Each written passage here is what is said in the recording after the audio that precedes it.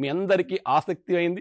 ఈ యొక్క సిడిపిలో అత్యంత చిన్న కాన్సెప్ట్ ఏదైనా ఉంది అంటే, తక్కువ పేజీలతో ఉంది అంటే లెర్నింగ్ లక్షణాలు, లెర్నింగ్ స్వభావము, లెర్నింగ్ వక్రరేఖలు, వెరీ వెరీ ఇంపార్టెంట్. లెర్నింగ్ యొక్క అభ్యసన వక్రరేఖలు, ఆ వక్రరేఖల మీద కూడా ప్రశ్న అడుగుతున్నాడు.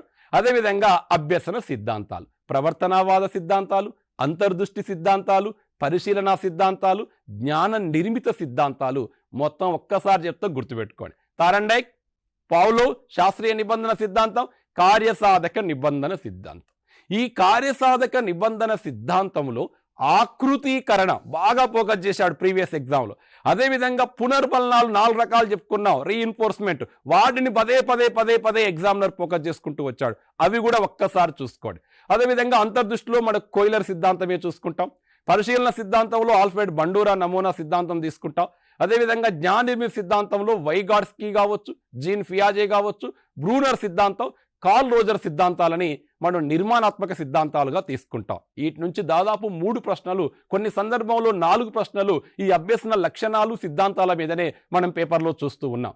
అదేవిధంగా చివరికి పోతే అభ్యసన బదలాయింపు, ఇది కూడా ఒక క్వశ్చన్ ప్రతి సెషన్లో మనకు కనపడుతూనే ఉంది. అభ్యసన బదలాయింపు మీద